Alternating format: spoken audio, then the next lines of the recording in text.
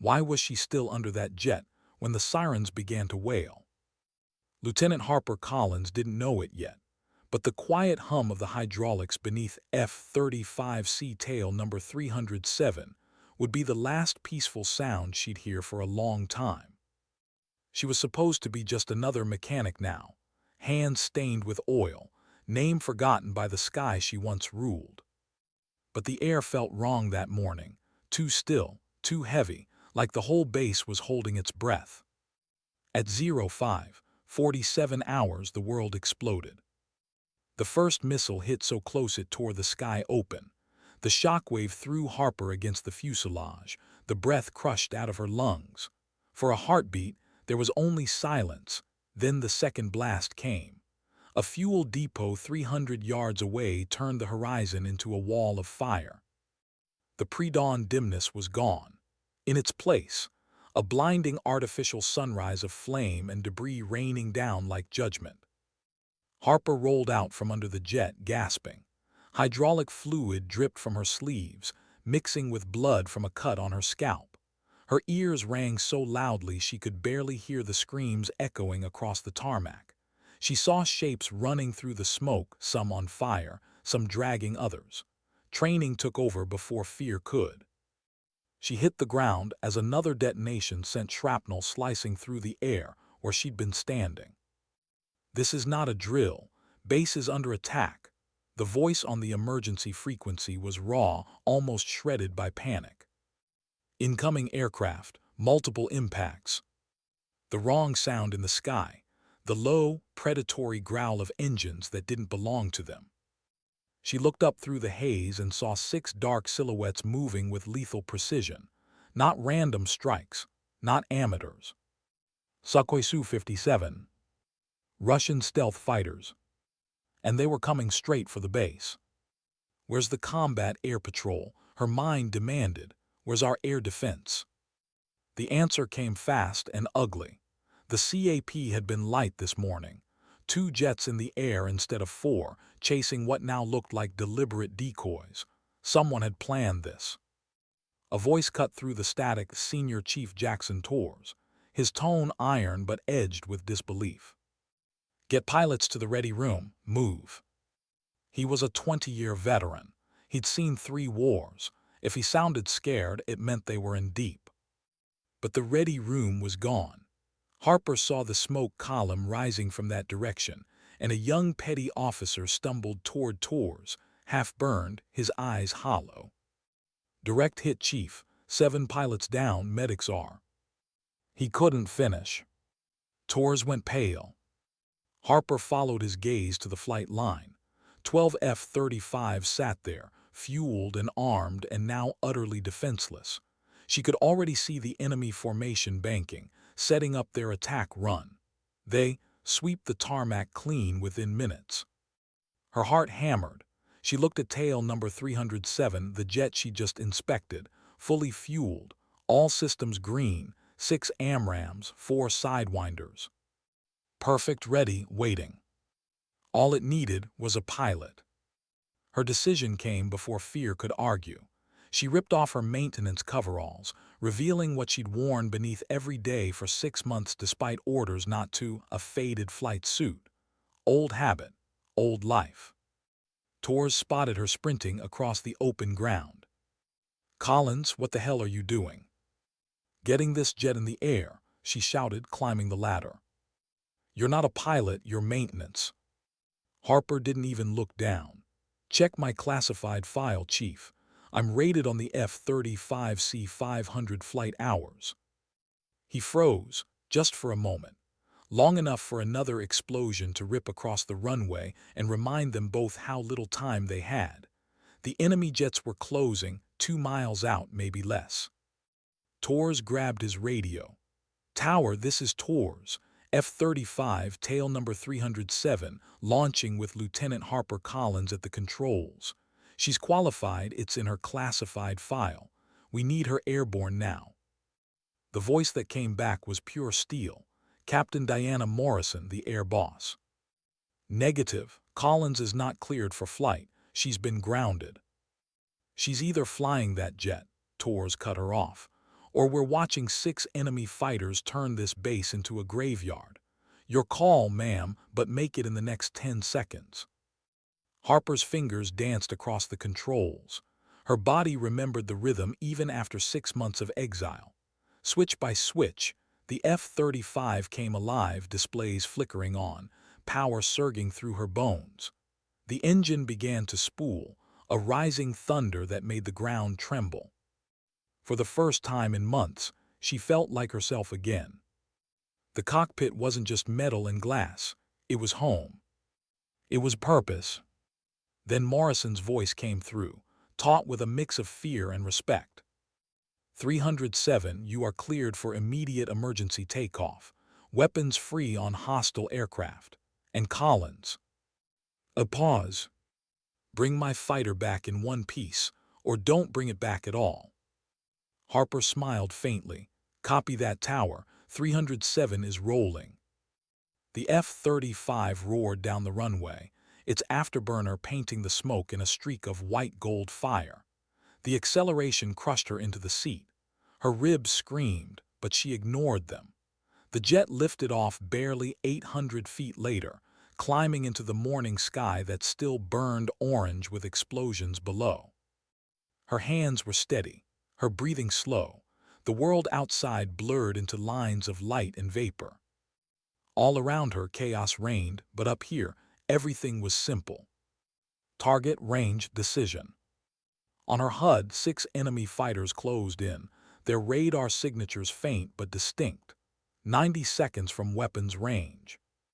Tower 307, I've got a visual on 6 bogies inbound, engaging. Negative, came Lieutenant Marcus Chen's strained voice from control. You're 1 against 6. Hold defensive CAP, wait for backup. 2 F-35s inbound from Norfolk, ETA 7 minutes. In 7 minutes, Harper replied, those fighters will have turned this base into ash. I'm engaging now. Her thumb hovered over the launch control. Her mind was quiet. No noise, no fear. Just instinct. 307, Fox 3 6 times. 6 AMRAAMs dropped cleanly from the internal bay, streaking away at Mach 4, 6 silver spears slicing through the dawn. The Su-57s reacted instantly. Their formation fractured, one breaking right, another left, flares blossoming like dying stars. Harper tracked them calmly. Her first missile hit the 3rd jet dead center, the explosion lighting the clouds like sunrise. The second missile found another target seconds later, 2 kills. The other 4 enemies dodged, jamming, evading, professionals, just like she'd guessed. They vanished into clouds and re-emerged, turning toward her now. Hunters, angry and vengeful. Below, the base watched a single dot on radar, 1 lone F-35, flown by a pilot who wasn't supposed to be flying, holding the line against 6 advanced enemy jets. Inside the cockpit, Harper whispered to herself, steady as a prayer. You wanted me grounded. You wanted me quiet. Her eyes hardened as the missile-locked tone screamed in her ears. Guess I didn't hear you. The missile-locked tone screamed in her helmet, a sound no pilot ever forgets. Someone had a firing solution. Someone was about to kill her. Not today, Harper muttered. She yanked the F-35 into a high-G turn so violent it made the airframe groan. The world compressed into a tunnel of motion and pain. The pressure crushed her chest. Blood threatened to drain from her brain as the G-suit squeezed her legs like a vice, keeping her conscious by force alone. Outside, the horizon spun in a blur of blue and fire. The enemy missile detonated behind her, close, too close, a white flash that rocked her jet and rattled the canopy like a hammer blow. Fragments clanged against the fuselage. Warning lights blinked red across her display. Minor tail damage, nothing critical. She exhaled once sharply, nice try. Then she rolled inverted and dove straight back into the fight. Below her, the Atlantic reflected the chaos in jagged glints of light. 2 enemy fighters looped toward her 6 o'clock, their contrails slicing arcs across the sky. She was outnumbered, outgunned, running low on long-range missiles. But she wasn't out of will. Her voice stayed calm. 307 Fox 2. She squeezed the trigger. A sidewinder screamed off the rail, tracking hot metal like a predator following blood. The Russian pilot saw it coming and dumped magnesium flares in a desperate attempt to decoy it. But the AIM-9X didn't care. It was smarter, faster, and meaner than its ancestors. The explosion lit the clouds. Another kill.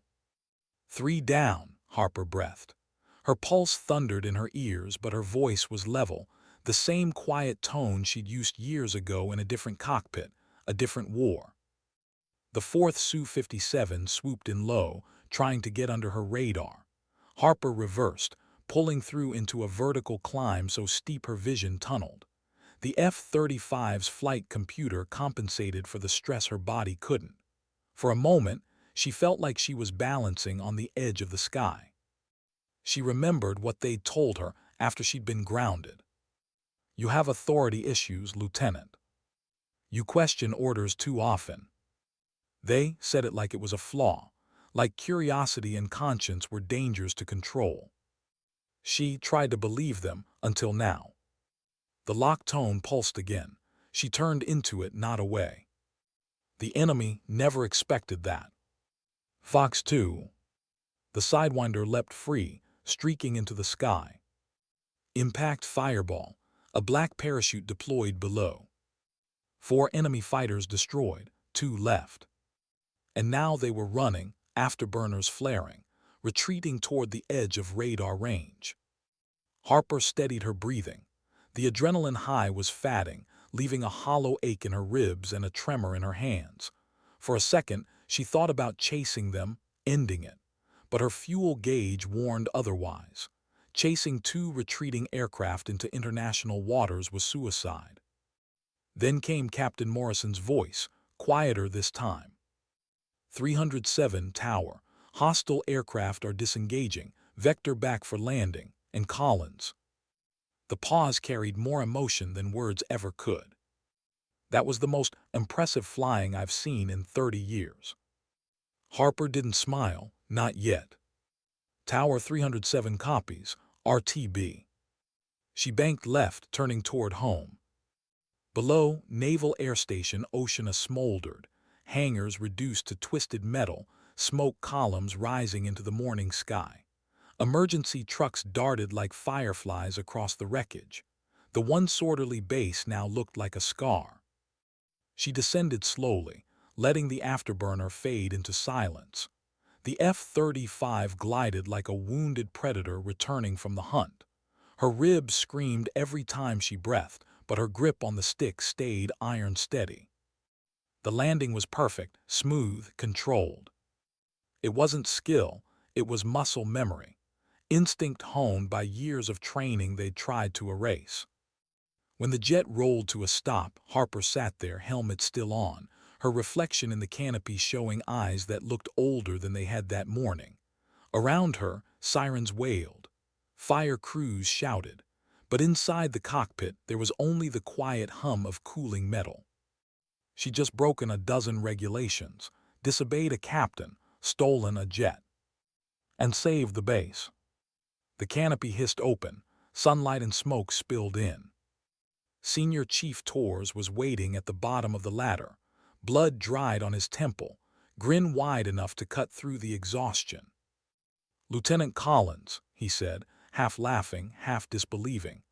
"That was either the bravest or the dumbest thing I've ever seen in uniform." "Probably both," Harper answered, unclipping her harness. Her voice was hoarse, but her posture was straight. She climbed down slowly, every rib protesting, and stood at attention. Captain Morrison was there too, her eyes sharp as ever, but her tone different now, softer beneath the authority. "At ease, Lieutenant," she said. "You just violated more regulations than I can count. You took off without clearance, engaged enemy aircraft without command authorization, and flew while officially grounded." "Yes, ma'am," Harper replied, voice steady. "I accept full responsibility." Morrison held her gaze for a long moment. Then her shoulders eased just slightly. "You also saved this base. Without you, every fighter on this line would be gone. 4 kills, 1 sortie, one hell of a performance." Silence settled between them, respect unspoken but understood. Then Morrison added quietly, "Someone made a mistake grounding you, Lieutenant. Effective immediately, you're reinstated to full flight status. Maintenance duty ends today." Harper didn't breathe for a moment, then she nodded. "Thank you, ma'am." "Don't thank me yet," Morrison said, voice returning to command mode. "You'll spend the next month in debriefs, intelligence, psych evaluations, tactical reviews. People way above my pay grade want to know what just happened here." Harper only nodded again. She could handle that. After what she'd faced today, interrogation rooms would feel easy. But as she turned to look at tail number 307, the jet that had brought her back to herself, something flickered behind her calm expression. A memory. The reason she'd been grounded in the first place. The desert night, the classified op, the order she'd refused. The one that would have killed civilians. And the superior officer who'd called her unfit for command when she wouldn't comply. She'd been right then, but right didn't matter. Not in the world she served. Now, standing among the wreckage of the base she'd saved, she finally understood the cost of that truth. Sometimes the system punished people not for being wrong, but for seeing too clearly. Torres handed her a water bottle. "Hell of a day, Lieutenant." She nodded, took a sip, winced as her ribs flared with pain. "Yeah," she said softly, "hell of a day." The medics would later find 2 cracked ribs, a mild concussion, and more bruises than she could count. But Harper didn't care. She'd done what had to be done. As the sun climbed over the burning hangars, the F-35 behind her gleamed in the light, its paint scorched, its edges lined with soot. People would talk about the woman who stole a jet that day. But they'd miss the truth. She hadn't stolen anything. She'd simply taken back what was already hers. The war outside had gone quiet. But inside the walls of naval intelligence, the real war was just beginning. 3 days after the attack, Lieutenant Harper Collins sat in a cold, windowless room deep beneath the Pentagon. The lights buzzed faintly overhead, a mechanical hum that filled the silence between questions. The air smelled like paper and recycled air, the scent of bureaucracy dissecting heroism. A man in uniform, no rank showing, studied her across the table. His file folder was thick, marked classified/restricted access. He didn't speak for a while, just watched. "Then you disobeyed a direct order, Lieutenant, again." Harper didn't look away. "Yes, sir." "Do you understand the gravity of that?" "Yes, sir, but I also understand what happens when nobody acts." The man scribbled something. His pen tapped twice before stopping.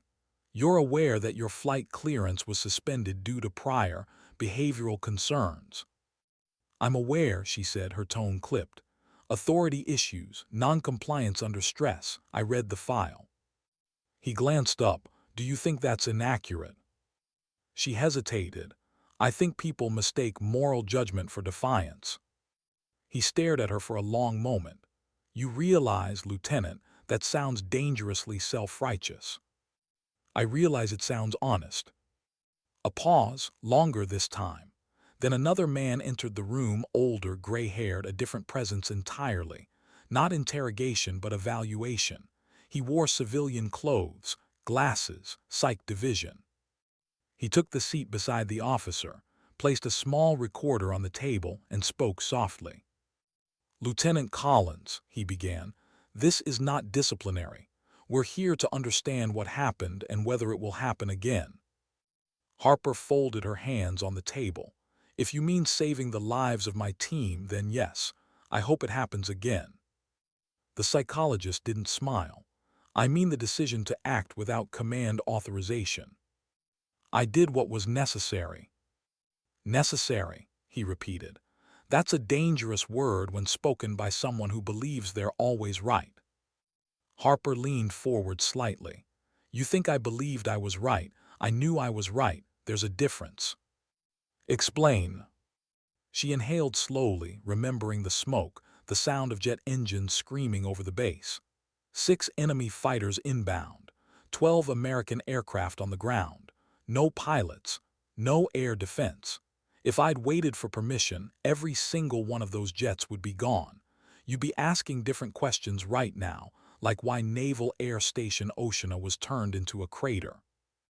The psychologist nodded, writing something down. You understand we can't build a military around people who break rules whenever they feel morally justified. Then maybe you shouldn't build one around people who can't think for themselves. The officer beside him slammed his pen down. You're on thin ice, Lieutenant. I've been on thin ice my whole career, sir, Harper replied evenly. It's where the truth usually stands. Silence. Then the psychologist leaned back, studying her. You were grounded 6 months ago after a classified operation. I'd like you to walk us through that. Her jaw tightened. That operation's still sealed. We have clearance. She didn't look at him. Instead, she looked past him to the gray wall behind his head, a blank surface where memory projected itself like a film. She saw it all again, the heat, the sand, the night sky lit by tracer rounds, the order that came through her headset, fire on coordinate 7. She checked the target feed twice, then a third time. Civilians, women, children, an entire village caught in the crosshairs because of bad intel. She refused. She told command there was a mistake. They told her to follow orders. She didn't. And when the truth came out, when the satellite footage proved her right, the brass didn't apologize. They buried the file. They buried her. And now here she was, still fighting the same war, just on a different front. Lieutenant, the psychologist prompted. She blinked, coming back to the present. Her voice was flat. I refused to engage a target that wasn't enemy combatants. The operation's outcome validated that decision. And the consequences, he asked. I was grounded, reassigned, told to rebuild trust in the chain of command. She almost smiled. Apparently, fixing jets was a good start. The officer cleared his throat. Lieutenant, we're not questioning your skill. Your combat record before this was exemplary, but protocol exists for a reason. You can't pick and choose when to obey. Harper met his eyes. And what happens when the protocol's wrong? He didn't answer. So she did. People die. The room went quiet again. For a long time. Finally, the psychologist turned off the recorder. You're a difficult woman, Lieutenant Collins. I've been told that before. Difficult people make history, he said softly, but they also make enemies. She didn't respond, but he saw the flicker in her eyes, not pride, just understanding. She made peace with that long ago. The days that followed blurred into endless debriefings. Different rooms, different faces, same questions. Tactics, missile sequences, enemy maneuvers. And every time she spoke, she did it the same way, calm, detailed, unshaken. They tried to break her rhythm. They couldn't. They tried to make her second-guess herself. She didn't. When one interrogator finally asked why she'd fired all 6 AMRAAMs simultaneously instead of staggering launches, she explained in plain tactical logic. Because doctrine assumes multiple fighters coordinating. I was one. Overwhelming them immediately forced them into defensive chaos, broke formation, created openings. Another officer muttered, not standard procedure. She looked at him. Neither is surviving 6-to-1 odds. He didn't ask again. By the end of the week, the tone had changed. The questions grew respectful. The language softened. She was no longer the reckless pilot who'd stolen a jet. She was the woman who'd saved a base, outthought 6 enemy aces, and lived to tell it. But when she was finally released from the last briefing, Walking out into the corridor, she felt nothing. No victory, no vindication, just the same quiet weight that had followed her since the desert. She paused by a window overlooking the city. The sky outside was gray, clouded, indifferent. Somewhere beyond those clouds, her F-35 waited. The jet they'd grounded her from, the life they'd tried to take away. A voice broke her thoughts. Commander Sarah Vance, older, steady, one of the few who still believed in her. "You did good, Harper," she said softly. "They won't admit it yet, but they know it." "Doesn't feel like it." Vance studied her. "What does it feel like?" Harper looked back out at the sky. "Like I won a fight I shouldn't have had to fight." Vance nodded slowly. "That's the curse of being right too early. The world catches up eventually, just never when you need it to." For the first time, Harper smiled. It wasn't joy, it was recognition. She had always fought the wrong wars, the invisible ones, the moral ones. And somehow, those left deeper scars than any bullet ever could. The first time Harper walked back into the fighter wing, conversation stopped. Not abruptly, not rudely, just noticeably. A pause that carried both respect and unease, the kind reserved for people whose stories had spread faster than truth. She could feel eyes tracking her across the hangar. Mechanics froze mid-task, pilots lingered by their cockpits, pretending to check equipment. Everyone had heard it by now, the maintenance officer who'd climbed into an F-35 and taken down 4 enemy fighters. But rumors never tell the whole story. They tell the version people want to believe. To some, she was a hero. To others, she was a problem. Harper kept walking. Her boots echoed against the concrete floor, steady, deliberate. Her uniform was crisp again, reinstated, rank restored, but it didn't feel like victory. It felt like recovery, and recovery was slower than flying. Commander Sarah Vance met her halfway across the hangar, clipboard in hand, expression unreadable. "Welcome back, Lieutenant." Harper nodded. "Glad to be back, ma'am." "You ready to fly again?" "I never stopped being ready," Harper said, but there was no arrogance in it, just quiet truth. Vance gave a half-smile. "Good answer. You'll be flying with VFA 41, the Black Aces, best in the fleet. You'll have to prove you belong there." Harper's eyes flicked toward the flight line, row after row of F-35s shimmering under the hangar lights. "That's where I should have been all along." "Then make sure they believe it," Vance replied and turned away. The first training flight was scheduled for dawn. And dawn had a cruel way of reminding her what she'd lost. Harper stood on the tarmac before sunrise, watching vapor curl from the exhaust vents of her jet, her new one. Tail number 411. Clean. Untested. The air was cold, biting against her skin.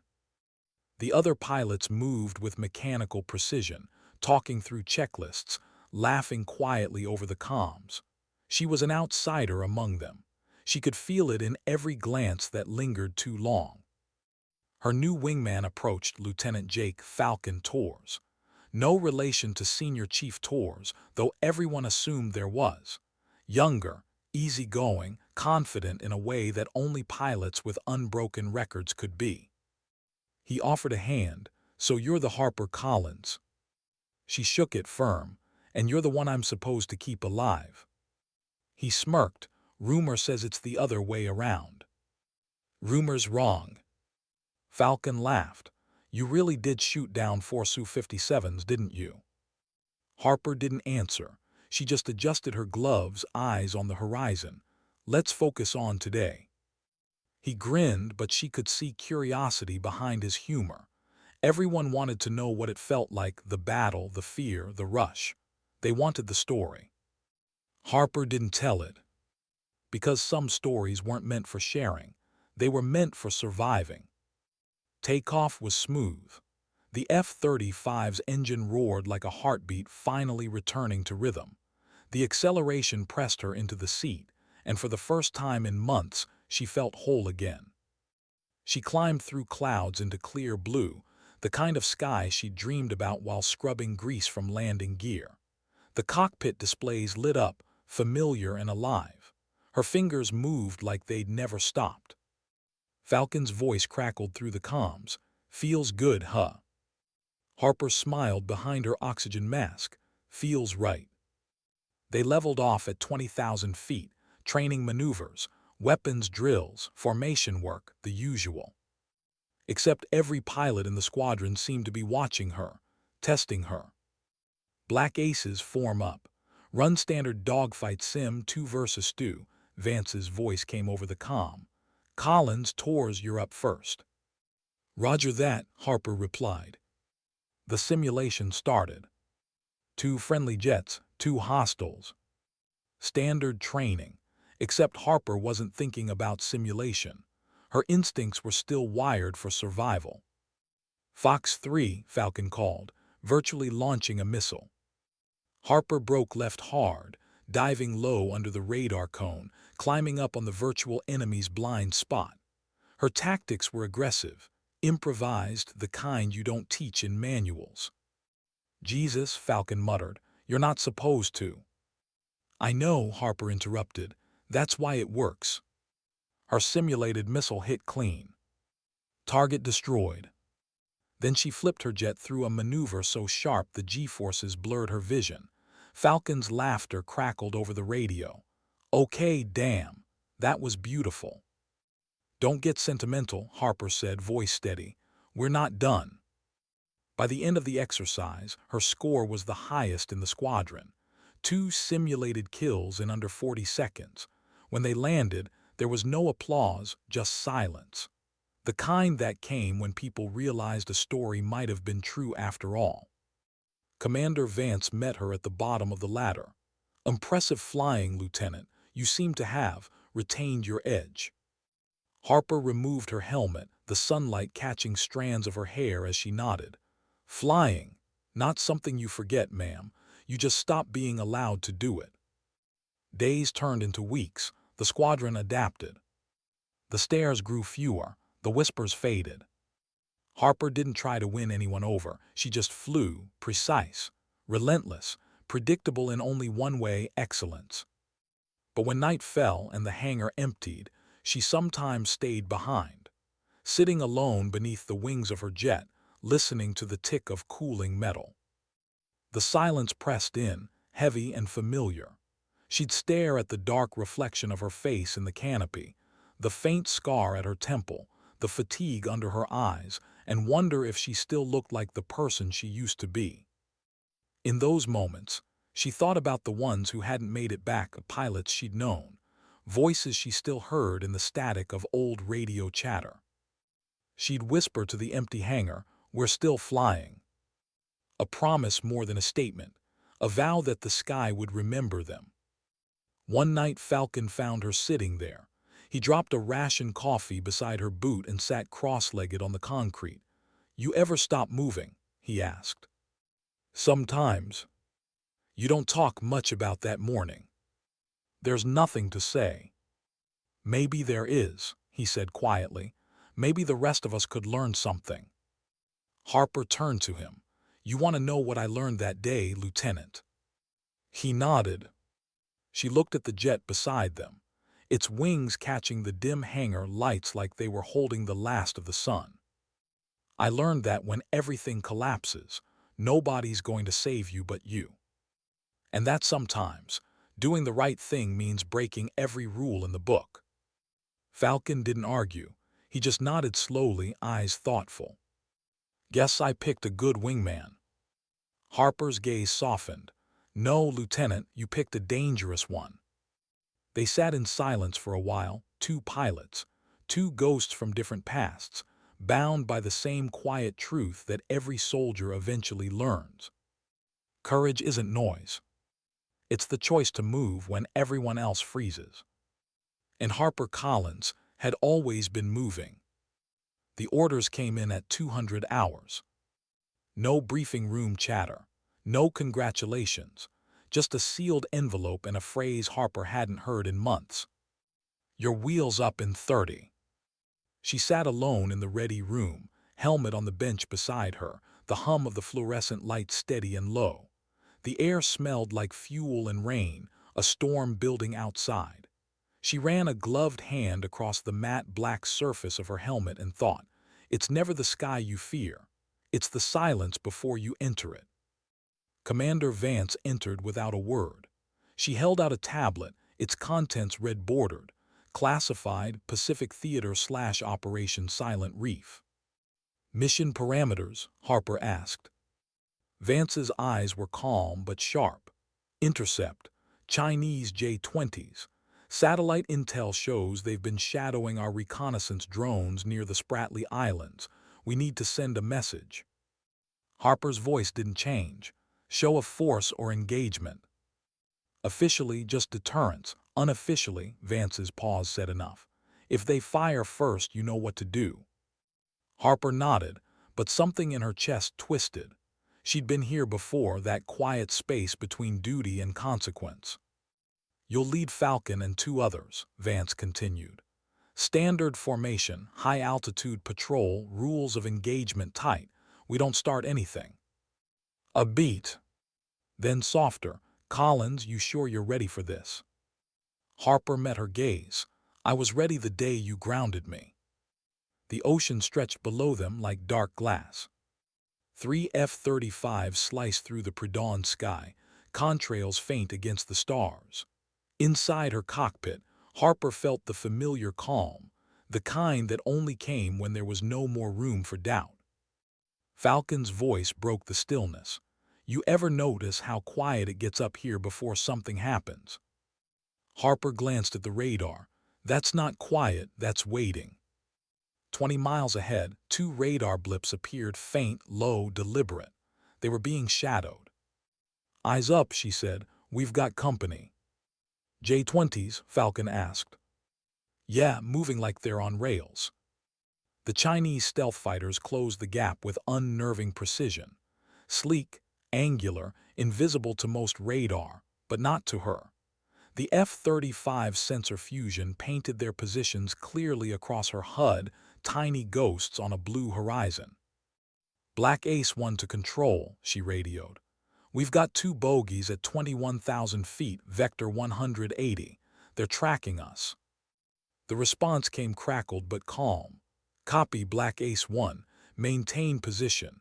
Do not engage unless fired upon." Harper's grip on the stick tightened. "Roger that." The enemy fighters drifted closer. Now she could see them, dark silhouettes cutting across the dawn. Their canopies caught the first edge of sunlight, glinting gold for a second before disappearing into shadow. Falcon exhaled. "They're playing with us." "Stay calm," Harper said. "They want a reaction." But inside, her instincts were screaming. The formation, the altitude, the radio silence. This wasn't a patrol, it was a setup. One of the J-20s peeled away, descending sharply, a flanking maneuver. The other climbed directly above them, high cover. "Classic pincer." "Black Ace 1 to control," Harper said, tension rising in her tone. "Bogies repositioning, 1 high, 1 low. This is not standard shadow behavior." Static, then a broken reply. "Black Ace 1 maintain." The comm cut out. Falcon's voice came through, low and urgent. "Ma'am, I'm getting radar jamming. They're painting us." Harper's eyes flicked to her display, red. "Targeted." "They're locking us," she said, more to herself than anyone. Her breath slowed, her pulse didn't. The lock tone screamed. "Missile launch." "Break, break," she shouted. 3 F-35s scattered as contrails sliced past them, 2 Chinese air-to-air missiles streaking through the empty sky. One detonated behind them, the shockwave rattling Harper's jet. The second veered off, fooled by countermeasures. "Control, this is Black Ace 1. We are under fire, repeat, under fire." No answer, just static. Her decision was instant. "Falcon on me. The other 2 hold defensive formation. We're going in." "Copy that." Falcon's voice cracked with adrenaline. The world narrowed. Target range angle. The J-20s curved through the sky like predators, graceful and cold. Harper dove under the lead fighter, rolling inverted beneath its belly, her sensors tracking every movement. Fox 3, she called. Her AMRAAM dropped clean and ignited, cutting through the dawn like a burning blade. The explosion lit the ocean below, one down. Falcon's voice erupted in her ear. Splash one, splash one. But the second J-20 wasn't running. It was coming for her straight on.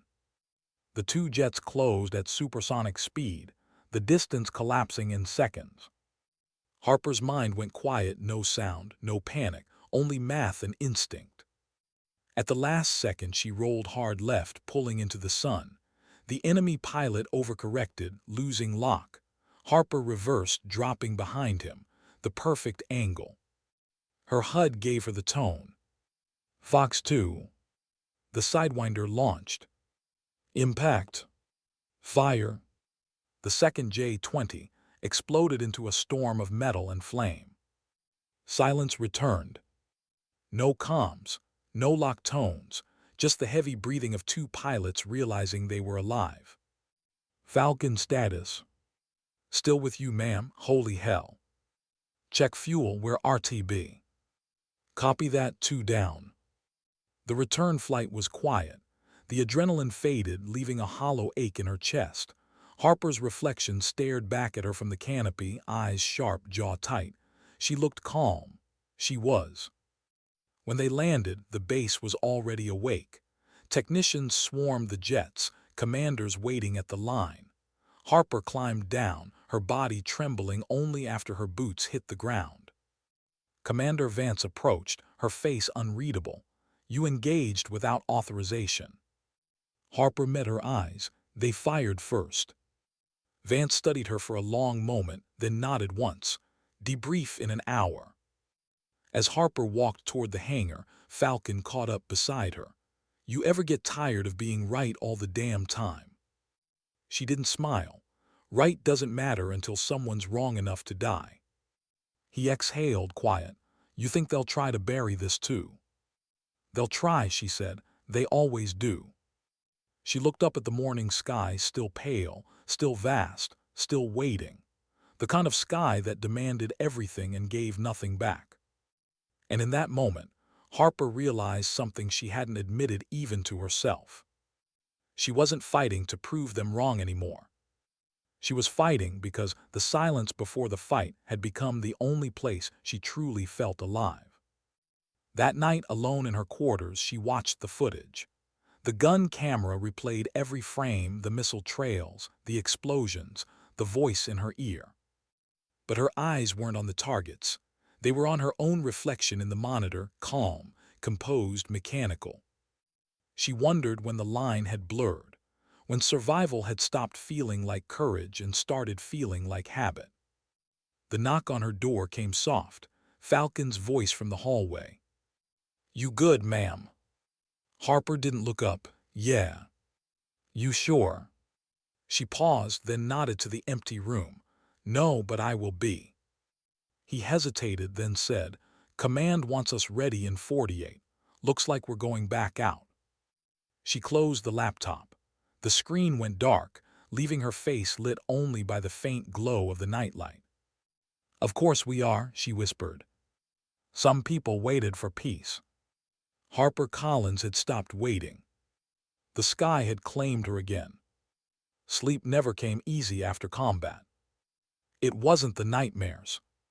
It was the silence, the still, heavy silence that followed a life lived at Mach 1.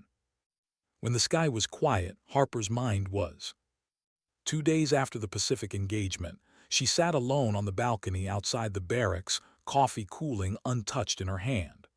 Below her, the base hummed faintly, trucks rolling, jets testing engines, the distant metallic rhythm of normal life continuing as if nothing had happened. But inside her, nothing felt normal anymore. She replayed the footage every night, not because she needed to, but because part of her didn't believe it had really happened. 2 enemy fighters gone, 2 more lives erased by the press of her thumb. Necessary, tactical, justified. But final. The military trained you to process kills as statistics, hostile neutralized, target eliminated, but they never trained you for the echoes afterward, for the way the cockpit stayed empty in your dreams, for the way you still saw the fireball long after the flames were gone. Hey! Falcon's voice broke through her thoughts. He leaned against the railing, hair messy, coffee in hand, same as hers. You look like hell. Harper managed a thin smile. I thought you were told not to insult your superior officer. Just observing, ma'am. He took a sip, then added quieter, you've been watching the tape again. She didn't answer, he already knew. Falcon leaned closer, his voice low. You did what had to be done, we all know that. Harper's gaze drifted toward the horizon, the endless line where ocean met sky. You ever think about them? She asked softly. The other pilots. He frowned, the ones we. She nodded. They were soldiers too, maybe just doing their job just like us. Falcon hesitated. Can't go there, ma'am, not if you want to keep flying. Harper said nothing. She knew he was right. But that didn't stop the thought from circling back, every night like a ghost that refused to stay buried. By the end of the week, new orders arrived. This time not as neat, not as official. Vance called her into her office at dusk, blinds drawn, voice low. Sit down, Harper. Harper obeyed, posture crisp, though her eyes were tired. Vance slid a folder across the desk. No insignia, no title, just a black seal. Unofficially, Vance began, you've been requested for a joint operation in Eastern Europe. Not NATO-sanctioned, not on record. Harper didn't blink. Who requested me? Let's just say some people upstairs still remember your record. Vance paused. You'd be flying covert support, deep insertion, Russian airspace. So that's why my combat footage disappeared from the archives. Vance didn't deny it. They've already rewritten it as a training incident. No mention of you. Harper exhaled slowly, a bitter smile flickering. I'm invisible again. Guess I'm useful that way. Harper, Vance said, softer now, you don't have to do this. Yes, I do. The words came before she even thought about them. The next few days were mechanical. Briefings, loadouts, fuel checks. Every step familiar, every sound comforting in its predictability. But under the surface, something inside her was unraveling. She learned long ago that courage wasn't about not breaking. It was about how well you hid the cracks. And Harper was running out of places to hide them. At night, she dreamt of the desert again, the mission that had ended her first career. The faces of the civilians she'd refused to target blurred with the ones of the enemy pilots she'd destroyed. She'd wake in the dark, drenched in sweat, heart hammering. For a few seconds, she'd think she was back in the cockpit. Then the stillness would hit, and the silence would hurt worse than any missile ever could. Sometimes she'd wander to the hangar, barefoot, uniform half-buttoned, and just stand beneath the wing of her jet. Her fingers would trail the smooth, cold metal. It was strange, this thing built for destruction, this machine she loved more than she should. It didn't judge her. It didn't ask why. It just waited for her to climb in. Falcon found her there one night, sitting cross-legged under the F-35 like a soldier praying beneath an altar. You can't keep doing this, he said softly. You're running on fumes. She didn't look up. I'm fine. You're lying. I'm functional, she corrected. That's not the same thing. Harper finally turned toward him. The lights from the hangar gleamed in her eyes, reflections of something too deep to name. You ever wonder what happens if we stop? She asked. If we stop flying, stop fighting, what's left? Falcon frowned. You think too much. She smiled faintly. Someone has to. He sat beside her, silent for a moment, then said, You know, I used to think being fearless made you strong. Now I think it's the opposite. How that? The strongest people I've met are the ones who are scared every damn day, but still show up anyway. Harper looked back at the jet, its nose pointed toward the night sky. Then maybe strength isn't what I thought it was. The next morning, Harper was cleared for takeoff. The covert mission had been greenlit. No official record, no visible insignia, no identification tags beyond the bare minimum. It was the kind of flight that didn't exist, the kind they'd deny if she didn't come back. She stood by the ladder, helmet tucked under her arm. As dawn began to break, a pale light stretching over the runway, the world still half asleep. Vance approached, her tone quiet. "This mission doesn't exist, Collins. You understand that?" "Yes, ma'am." "Target's deep inside contested territory. You'll be flying dark. No radar, no IFF beacon. We can't help you if something goes wrong." Harper's expression didn't waver. "When something goes wrong, I'll handle it." Vance hesitated, then placed a hand on her shoulder, a rare gesture between officers. "Don't lose yourself out there." Harper's eyes softened. "I already did. I'm just trying to find what's left." She climbed the ladder, settled into the cockpit. The seat cradled her like it remembered her weight. The startup hum filled her chest, steady and alive. For a moment the fear vanished, replaced by purpose, by clarity, by something that felt almost like peace.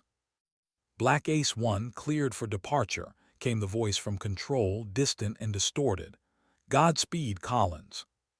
She smiled faintly beneath her oxygen mask. "Always."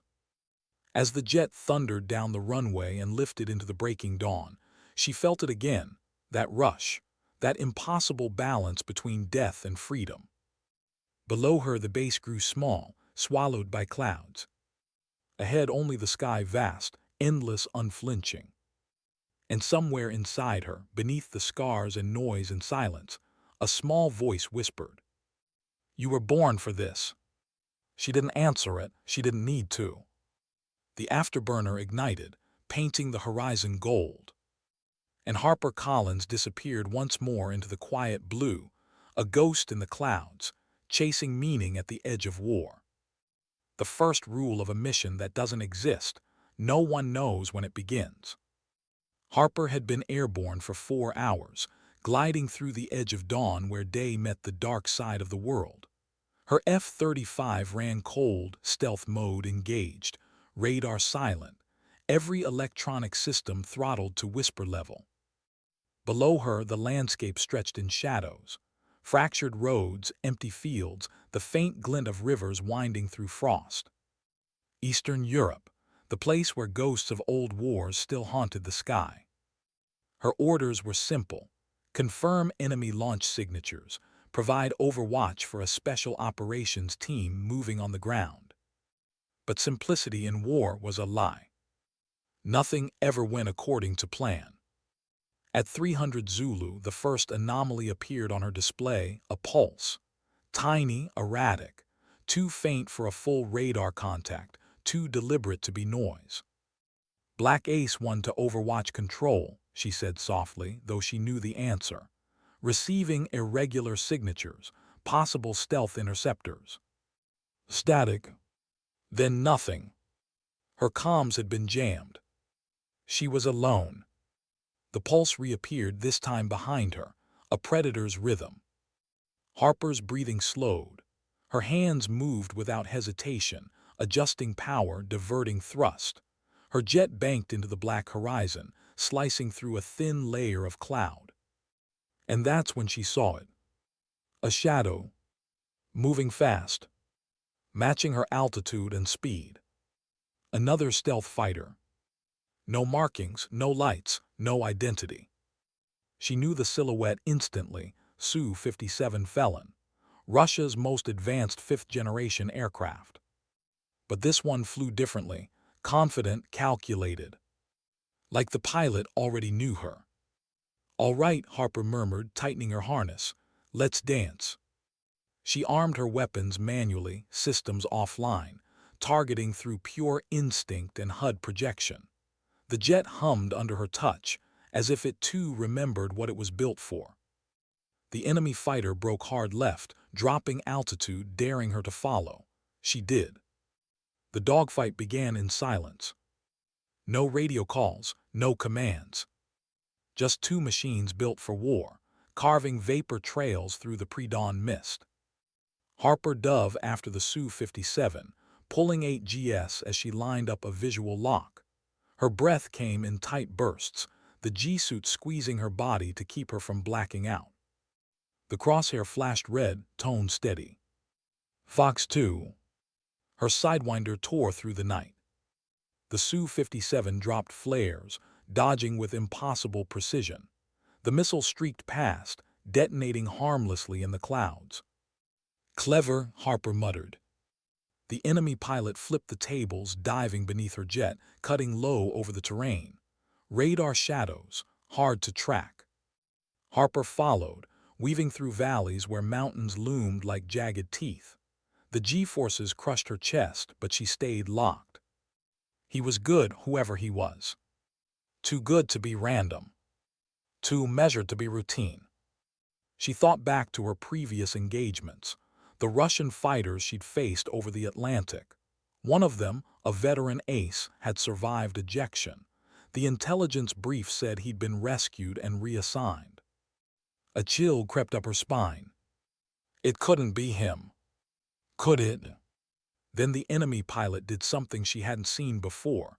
He leveled off and stopped running. Instead, he climbed. It was bait. The oldest kind. Harper smiled grimly. Fine, I'll bite. She pulled back, engine roaring as her F-35 surged upward into the blinding sunrise. The light flooded the cockpit, washing everything in gold. The tone in her headset changed, missile lock warning. He reversed the angle. He was above her now. Damn it, she hissed, flipping into a defensive role, dropping countermeasures. A missile streaked past her canopy, close enough that she could feel the heat ripple through the glass. Too close. The second one came seconds later. She evaded again, the detonation rocking her left wing. Warning lights flashed red, hydraulic pressure dropping. She was hit, not dead, but bleeding fuel fast. The enemy closed in. No more distance. No more running. Just one-on-one. Harper steadied her breathing. Her display flickered, systems down to half. Her heart rate slowed, eyes narrowing as if she could see through the machine itself. You want a duel, she whispered. You've got one. She throttled back, let him overshoot, a classic reversal. The Su-57 shot past her, thinking she was retreating. Harper looped up behind him, locking manually through her helmet visor, crosshairs painting his exhaust. Fox 2. The missile fired. But before it hit, his jet rolled deliberately and dumped chaff. The missile detonated early, grazing his tail but not enough to destroy. The two jets crossed paths at supersonic speed, so close she could see the glint of the enemy pilot's visor through his canopy. For a single heartbeat, two warriors locked eyes across 800 miles of sky and 20 years of war. And Harper understood. He wasn't flying for orders either. He was flying for the same reason she was, because the sky was the only place either of them still knew how to live. They passed each other again, both circling back, both damaged, both unwilling to break away. The world narrowed to instinct and will. She heard her own heartbeat louder than the engine, felt every vibration through the cockpit. Time stretched, infinite between breaths. Then she saw her chance. He banked too wide, maybe from damage, maybe from exhaustion. She locked on again, not with systems but with intuition. The missile tone sang. She pressed the trigger. This time the sky answered. The explosion bloomed like sunrise behind the clouds. Debris scattered, flaming fragments falling toward the forest below. She didn't cheer, didn't speak, just exhaled once, slow, controlled, and leveled off. Her fuel warning blinked red. She was nearly dry. Her hydraulics were bleeding out. She turned toward base, or what counted as base for a mission that didn't exist. But halfway home, a voice crackled through her comm, faint, broken but real. "Black Ace 1, this is Control. Do you copy?" Harper smiled faintly. "Copy, mission complete." "Your telemetry's bad. We thought we lost you." "Not yet," she said, "but I'm working on it." "Return vector locked. We've got you." She angled her jet west, the horizon a deep orange glow. Every light on her dashboard flickered warning. She didn't care. All that mattered was the line ahead, the thin band of sky where home waited. As she flew, she thought about him, the enemy pilot. How calm he'd been, how deliberate. How, for a second, she'd seen herself reflected in him. She wondered if he'd thought the same, if he'd known who she was, the ghost from Oceana, the grounded mechanic who'd stolen a jet and rewritten her own story. Maybe he had. Maybe that's why he hadn't fired first. By the time she reached friendly airspace, her instruments were dead. The F-35 glided on muscle memory and prayer. She lined up with the makeshift runway, gear down manually, no auto assist. The landing wasn't graceful, it was survival. The left wheel blew, sparks flying as the jet skidded, tilted, then stopped in a cloud of dust and smoke. When the canopy opened, she just sat there, hands trembling, breath shallow, eyes unfocused. The world outside looked too still, too quiet. Her ears rang with the echo of an explosion that had happened 20 minutes ago, but felt eternal. Ground crew rushed forward, shouting. She didn't hear them. She just stared at the sky. Falcon reached her first, pulling her helmet off. "Harper, you're bleeding." She blinked at him slowly. "Am I?" "You're damn right you are. What the hell happened up there?" Harper looked past him toward the jet, the scorched metal, the cracked glass. Then back up, to the sky she'd just returned from. "Nothing," she said softly, "just unfinished business." That night, alone in her bunk, she replayed the final moment, the lock, the explosion, the flash of light that looked too much like sunrise. And she realized something. Maybe she hadn't been fighting an enemy pilot at all. Maybe she'd been fighting the part of herself that refused to land. Morning crept into the hangar like an apology. The air smelled of burnt jet fuel and salt from the nearby sea. Sunlight spilled through the open doors, painting long bars of gold across the concrete. Harper Collins sat beneath her battered F-35, tail number 411, her flight suit half unzipped, her hands wrapped in gauze. The mission debrief had ended hours ago. The questions had been endless, the answers simple. Yes, I engaged. Yes, he fired first. No, there's nothing left to recover. But what she hadn't told them, what she couldn't, was that in the final second before her missile struck, she'd seen his eyes. Calm, resigned, the same acceptance she'd seen in her own reflection too many times. Falcon approached quietly, a cup of coffee in each hand. "You look like someone who hasn't slept in a week." "I haven't," Harper said without looking up. "I keep hearing the explosion. It's not loud anymore, just there." He sat beside her, handing her the cup. "Command says the mission's classified top to bottom. They'll never confirm it happened." Harper let out a tired laugh. "Good. The world doesn't need another ghost story. They're already calling you one." She glanced at him, one eyebrow raised. "The ghost of Oceana," he said. "The pilot who disappears, saves everyone, then vanishes again. Kind of catchy." Harper smiled faintly. "I was hopping for something less dramatic, maybe technician with bad timing." Falcon laughed softly, then looked at her seriously. "You're not planning to disappear again, are you?" Her smile faded. "You think I want to?" He didn't answer, he didn't have to. They both knew what combat did. It made the quiet unbearable. Weeks passed, the base repaired. The paperwork grew thicker. Harper underwent more evaluations, more questions about stability, loyalty, intention. Eventually, the verdict came down from command: medically fit.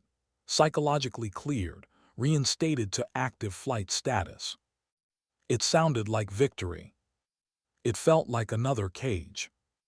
Because no paper, no medal, no official praise could silence what had followed her home, the awareness that every triumph carried a weight no one else could see.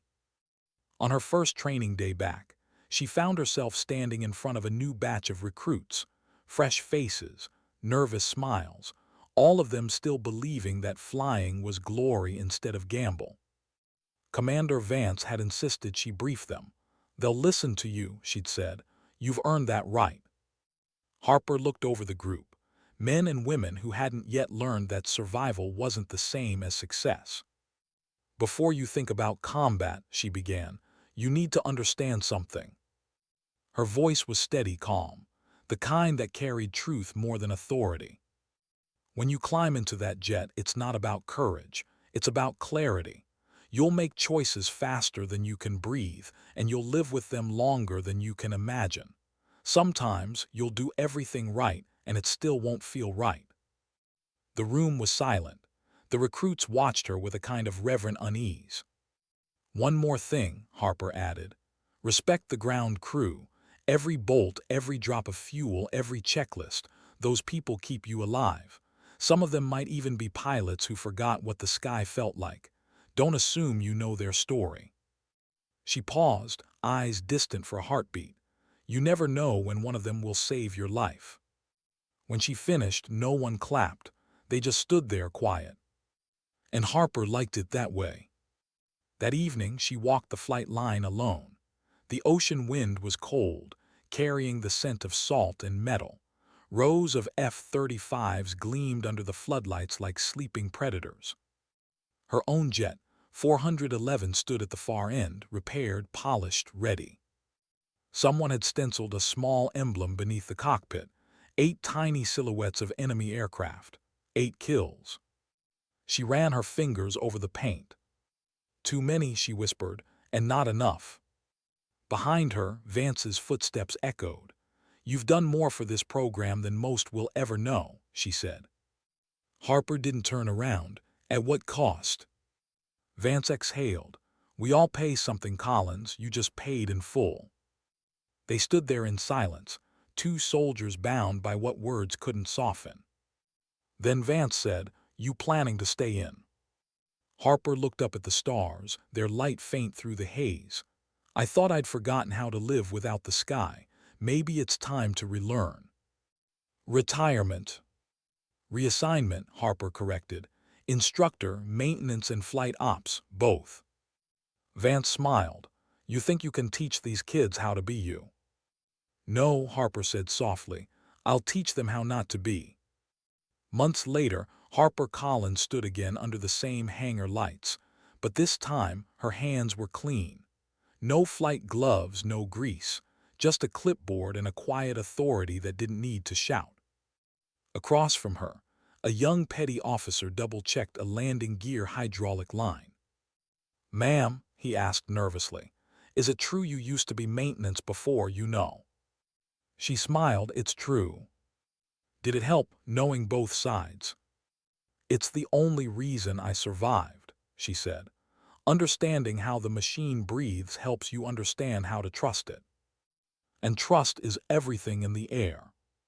The young man nodded, absorbing every word. Harper started to walk away, then paused. "Remember this," she said, turning back. "Every person who touches these jets matters. Whether you're holding a wrench or a stick, what you do up close echoes 1,000 miles away." He nodded again. She could see in his eyes that he'd remember it. That night, long after the hangar went quiet, Harper walked to the edge of the runway. The stars were brighter than usual. The sea beyond shimmered like polished glass. She could almost hear the hum of her old F-35, the soft whine before takeoff. She imagined it rising again, cutting through dawn, chasing a horizon that never ended. A part of her would always live up there. The rest of her had finally learned to stay. She closed her eyes and let the wind rush over her face, the same way it had the first time she'd ever taken off. Young, reckless, certain the sky would forgive her for loving it too much. Maybe it had. Maybe it hadn't. Either way, she'd earned the silence now. When she finally turned to leave, she looked back once more at the runway lights, endless dots stretching into darkness, and thought of the morning she'd been just another mechanic under tail number 307. Hydraulic fluid on her hands, no one calling her pilot. No one expecting anything from her. And yet, that was the moment everything had begun. Because courage doesn't always announce itself with orders or medals. Sometimes it hides in the quiet decision to act when no one else will. Harper smiled faintly, the wind tugging at her hair. "Some people are born to fly," she whispered. "Some are born to fight." She turned away from the runway, her silhouette fading into the amber light of the hangar. "Me," she said under her breath. "I was born to do both." And for the first time in years, she didn't feel like she was falling anymore. She felt finally like she had landed. Because sometimes dignity doesn't speak. It simply acts.